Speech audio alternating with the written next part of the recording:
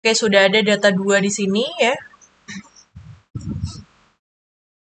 Kemudian kita plotting ya, kita plot ggplot data 2 tahun dan juga IPM-nya. Oke, kita plot, kita coba plotting. Kemudian kita geomline. Geomline-nya ini berdasarkan kota ya. Kemudian size 1. Apakah color-nya bisa kita taruh di sini? Color sama dengan kota. Ini misalkan kita hapus ya. Dan geomline-nya ada hanya size 1. Coba ya. Nah, sudah muncul ya. Ini yang biru adalah Malang, ini adalah IPM-nya Blitar, dan ini IPM-nya Kediri. Oke. Nah, ini kalau kita tambahkan temanya minimal, itu seperti itu. Kalau ini region-nya, region right ya, berarti region-nya ada di kanan. Kalau tidak kita masukkan juga otomatis dia sudah di kanan ya, untuk yang region right. Ini kalau misalnya kita mau rubah di top misalkan, nah bisa berubah seperti itu ya. Oke, ini adalah untuk contoh yang multiple graph ya. Lanjutnya, kalau misalnya di sini kita ingin memplotting data per jam ya. Ya. Plotting data per jam. Nah, ini saya simulasikan ya datanya. Simulasi datanya adalah saya membangkitkan suatu value berdistribusi random normal ya, sebanyak 24 data. Kita lihat di sini value adalah data numerik ya, sebanyak 24 data. Nah, kemudian date time di sini ini saya menggunakan fungsi sequence ya. Sequence itu kalau kita cek di help kita cek di help sequence ya. Fungsi sequence itu dalamnya adalah from ya. From to kemudian by. Ya. From to kemudian by. Nah, untuk sequence date itu juga bisa ya. Sequence date itu kalau mau melihat tentang time ya. Nah, sequence date itu di sini ya, if time-nya.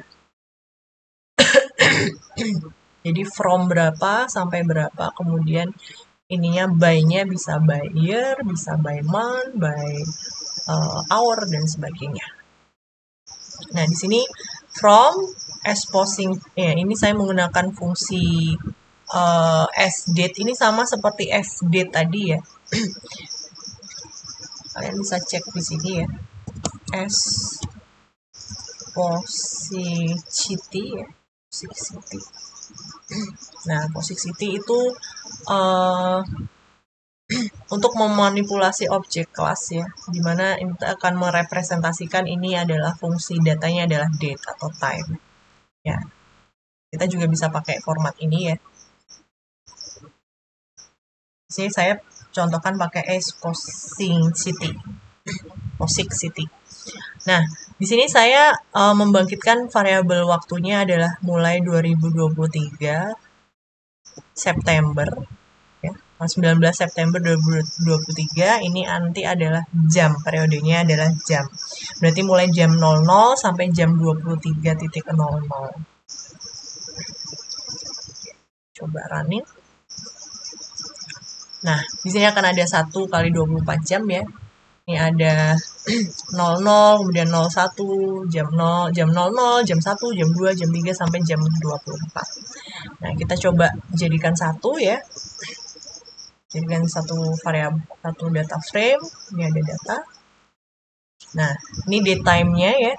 Jadi September 19 Juli 2023 jam 00.00, ini jam 1, jam 2 sampai jam 23. Ini adalah datanya. Kita punya data per jam ya. Ini adalah contoh data per jam. Nah, kemudian kita buat seriesnya. Data, kemudian color dulu ya. Ini pakai geomeline size 1, kita coba. Nah, ini muncul ya. Ini periode datanya adalah 19 Juli 00, ini jam 00, ini jam 06, ini jam 12, dan seterusnya. Nah, kemudian kita juga bisa menentukan ini ya, data labelnya tadi, misalnya persen BJ, kemudian hour dan minute. Breaknya kita bisa tentukan breaknya dia per berapa jam. Ini kan per 6 jam ya, per 6 jam kita bisa tentukan per 1 jam misalkan. Nah, dia akan muncul seperti ini. Nah, karena ini bertumpuk ya, kita bisa merubah angle-nya. Kita bisa tambahkan angle-nya di sini ya, pakai menggunakan aksis text.x, elemen teksnya angle-nya 50. Nah, di sini kita tambahkan label ya, X-nya itu adalah jam, kemudian ini adalah nilai ya, ini adalah title kalau mau menambahkan title. Nah, ini akan muncul seperti ini. Ya, ini adalah grafik time series kita. Ya, di sini kita bisa lihat di sini Juli 2023 ya, jam 00, ini jam 01, jam 02, jam 03, dan seterusnya. Kita juga bisa merubah, misalkan ini date break-nya kita mau berubah 2 hours.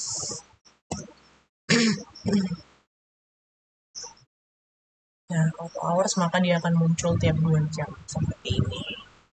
Kalau mau dikasih peak-nya tadi bisa tinggal di copy yang atas tadi ya, peak dan valley-nya.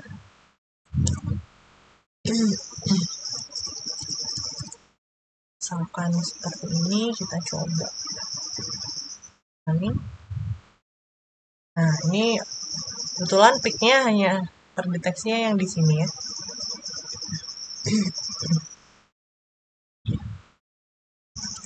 Nah, ini harusnya kalau mau lengkap bisa sekalian ini labelnya, biar sekalian tahu itu jam berapa. 23 Juli jam 11. Kemudian kalau misalnya kita mau menambahkan yang tadi, yang bawah ya, valley.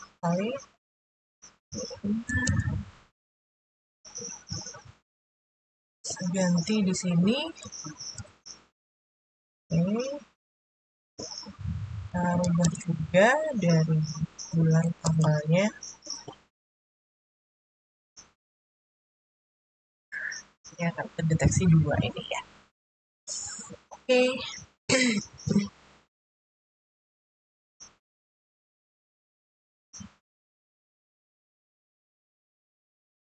Ya, itu tadi ya untuk beberapa contoh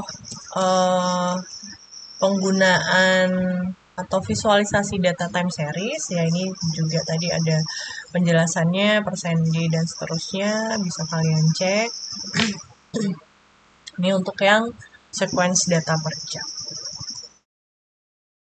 Tadi ini kalau mau menampilkan hanya jamnya saja juga bisa. Nah, ini untuk yang mengconvert data karakter ke date bisa menggunakan fungsi LubriDate ya.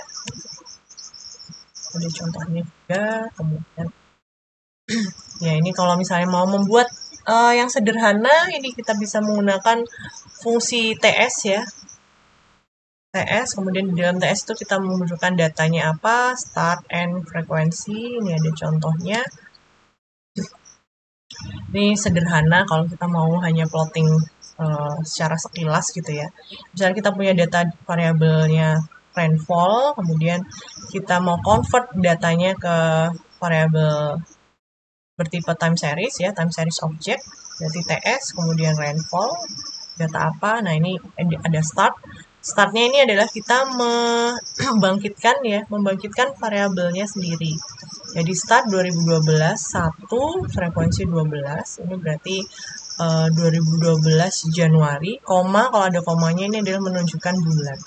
Berarti mulai dari Januari Januari 2012, frekuensi 12 ini berarti selama bulanan atau sebanyak 12 bulan. Nah, nanti akan muncul seperti ini ya. Ini ada plottingnya. Kalau plotting itu tinggal kita plot aja menggunakan fungsi plot, kemudian rainfall time series ya. Nah, akan muncul seperti ini. Ini kalau mau sederhana, nanti bisa dirubah untuk Y-labs-nya, kemudian untuk X-lab-nya kita bisa rubah sendiri. Tapi karena saya tidak fokus yang di plot, saya fokus yang di ggplot. Ini hanya sekilas saja gambarannya. Bahkan fungsi TS. Nah, ini kalau misalnya kita mau monthly data, itu tadi untuk 12 bulan. Nah, ini untuk yang 24 bulan, misalkan dari 2012 sampai 2013 ya. Datanya tetap data bulanan ya. Berarti N-nya ini sampai ke berapa? Berarti sampai Desember 2013. Nah, ini maka datanya seperti ini. Ini sepertinya belum update ya. Ini sama seperti yang tadi ya. Ini harusnya salah ini. Nah, ini different time interval ya. Kalau frekuensinya kalian isi ini nanti 12, maka ini data point-nya adalah untuk bulanan. Every month of year. Kalau frekuensi 4 ini berarti data quarter of year. Kalau 6 itu lebih ke every 10 minute of an hour ya.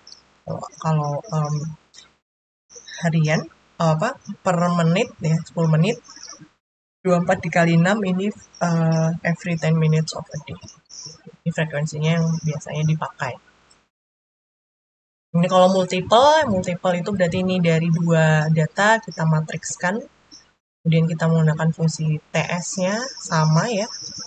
Nah, ini kalau di plotting maka dia akan muncul dua seperti ini. Kalau ini ada dua karena ya. Nah, plottingnya akan muncul ada dua seperti ini. Kalau yang menggunakan fungsi plot ya. Karena biasanya kalau kita ingin melihat fungsinya di dalam satu grafik ya, nah kita bisa pakai yang ggplot tadi saja.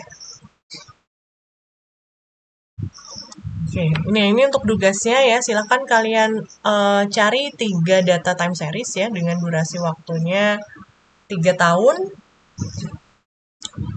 Jadi contoh data harga saham harian dari 3 saham. Nah, ini biasanya kan kalau data saham, beda saham itu waktunya beda. Nah, kita asumsikan saja ya. Kita asumsikan saja itu waktunya sama. Kalau misalkan kalian mau harusnya sih disamakan ya, diseleksi, dicek satu-satu periode datanya harus sesuai. Harus sama. Misalnya Januari 1 Januari 2012 juga harus ada 1 Januari 2012. Kalau misalnya tidak ada itu harus dihapus ya. Nggak boleh ada data yang berbeda periodenya. Tapi di sini kita anggap itu sama ya. Berarti jumlah datanya itu harus sesuai. Kalau satunya 1000 data, berarti data yang lain juga harus 1000 data. Nah, silakan kalian buat plot time series-nya ya, tadi dengan ggplot. Kemudian buat plot single variable data series dan multiple data series ya. Jadi kalian plot satu-satu dulu, kemudian kalian gabungkan datanya. Kemudian tambahkan garis vertikal putus-putus untuk tanda pemisah tahun. Jadi tiap tahun nanti kalian kalian beri pemisah tahun 2000, berarti misalkan 3 tahun ya, 2021, 22, 23, maka di pemisah antara tahun 2001, 2022, dan antara 22 sama 23. Itu kalian kasih garis vertikalnya. Kemudian kalian lakukan eksplorasi data series ya, dengan membuat box plot untuk ketiga series data tersebut. Nah, ini untuk melihat bagaimana perbedaan antara saham satu dan saham yang lainnya. Yang perlu diperhatikan juga untuk satuannya harus sama ya. Kalau rupiah harus sama-sama rupiah. Dalam rupiah semuanya berarti harus dalam rupiah. Baik, sekian video dari saya. Terima kasih. Selamat malam. Wassalamualaikum warahmatullahi wabarakatuh.